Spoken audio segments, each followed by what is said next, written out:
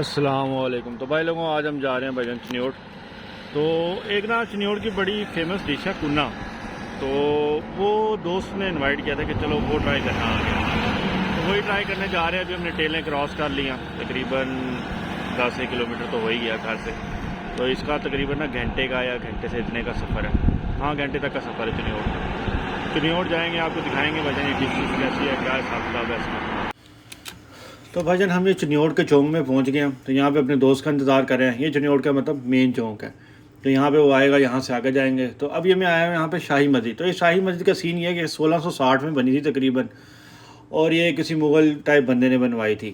تو یہ یہاں کی بڑی پرانی اور قدیمی جگہ ہے۔ تو یہاں پہ میں پہلے بھی آیا ہوں، تو یہ دیکھنے والی جگہ ہے، مسجد کہہ لیں۔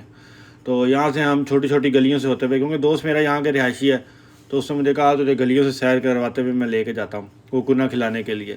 تو کننے کا اسے پتہ تھا کہ یہ کہاں سے ملا۔ تو کنہ بیسیکلی یہاں کی فیمس چیز تھی، جو ایک مٹی کے پاٹ میں بنائی جاتی ہے۔ تو یہ مرحبا شاپ ہے، میرے دوست کے مطابق یہی شاپ تھی جہاں سے ہمیں کوئی تھوڑا بہت ٹھیک کنہ مل سکتا تھا۔ تو ہم یہاں پہ بھائی جان آئے ہیں، اب یہ ایڈریس میں اس کا ساتھ لنک میں اٹیچ کر دوں گا۔ تو ان کے پاس بریانی بھی تھی، کنہ بھی ہے، کنہ مٹن کا بھی ہے اور بیف کا بھی ہے۔ تو یہ آپ کی مرضی ہے کہ آپ نے کس میں کھانا ہے۔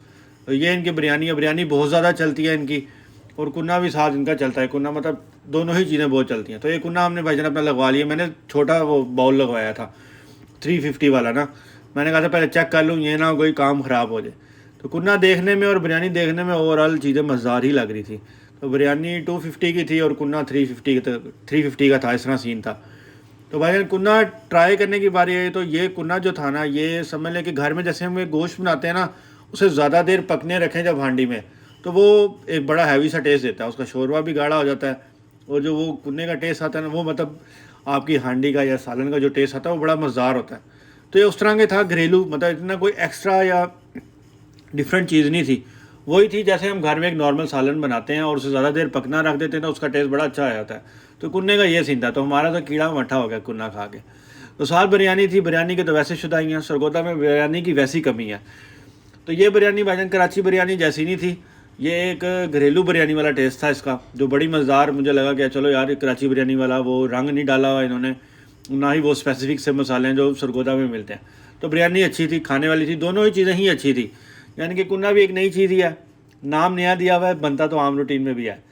تو یہ دونوں چیزیں ٹرائی کرنے والی ہیں۔ تو آپ لوگوں نے جب کبھی چنیوٹ چکر لگے تو مجھے بتانا کہ آپ لوگوں کو اس کا ٹیسٹ کیسا لگا۔ تو واپسی پہ ہم یہاں گزرے، تو یہاں پہ چنیوٹ کا یہ ایک کیا کہہ لیں وہ ٹرین کا اسٹیشن تھا، تو میں نے کہا یہاں پہ بھی رک لیں، سیم جیسے ہمارے سرگودا کی بلڈنگ ہے ویسی سی بلڈنگ ہے، اور ایک سٹاپ ہے چنیوٹ کا دریا کا، جہاں پہ موسٹلی میں آتا تھا اور یہیں پہ رکتا تھا۔